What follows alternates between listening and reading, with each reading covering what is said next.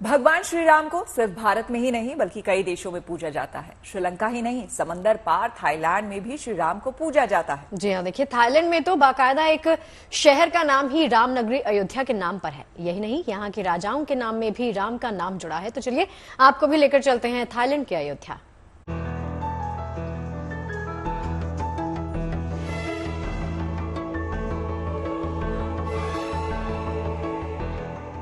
भव्य मंदिर, पूजा अर्चना करते श्रद्धालु।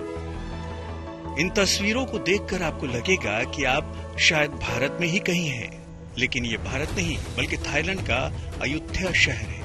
थाईलैंड के इस शहर का नाम भगवान राम की नगरी अयोध्या के नाम पर ही रखा गया है। यहाँ के राजाओं के नाम में भी राम की उपाधि होती है, जो यहाँ की पुरानी परंपरा है।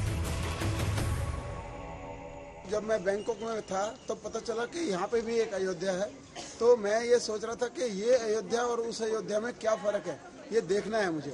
और इस अयोध्या को डेवलप हुए सिर्फ 200 साल हुए हैं, लेकिन इससे ये पता चलता है कि हमारी भारत की अयोध्या जो है हजारों साल पुरानी है। असली अयोध्या वही है, लेकिन ये भी एक अयोध्या है। लेकिन इस कारण से जो यहाँ के राजा हैं वो राम को मानते हैं, ऐसा मैंने सुना है। ये हिस्ट्री है। दरअसल यहाँ एक राजवंश है जिसके हर राजा को राम का अवतार माना जाता है। चक्री वंश के वर्तमान राजा को राम दशम कहा जाता है।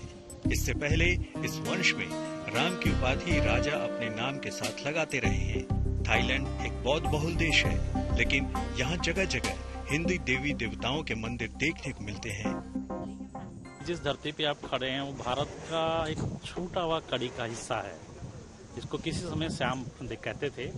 आप कुछ सालों से इसको थाईलैंड कहते हैं। और यहाँ के राजाओं का जो है शुरू, क्योंकि इनके अंदर जो है जेनेटिक ये हिंदू हैं।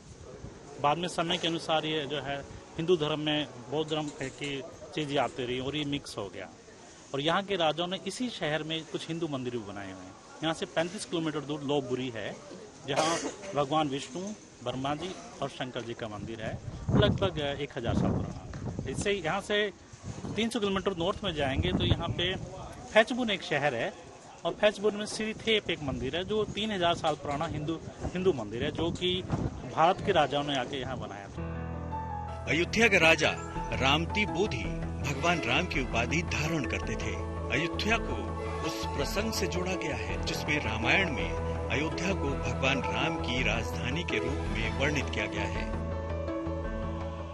घोर कलयुग में भी भगवान का नाम लेने से आदमी पवित्र हो जाता है। ऐसे अयोध्या के राजा राम का मंदिर अयोध्या में भी बनने जा रहा है। तो आज जब यहाँ पर थाईलैंड में आते हैं, बैंकॉक के इस अयोध्या स्थल पर आकर के भगवान राम के मंदिरों को देखते हैं, तो हमें लगता है कि हिंदू राष्ट्र की भौगोलिक सीमाएं कितनी बड़ी थी। थाईलैंड के अयोध्या यानी वहाँ की अयोध्या नगरी साफ साफ इस बात का प्रतीक है कि भगवान राम में यहाँ के लोगों में भी कितनी गहरी आस्था है। Bureau report, good news today.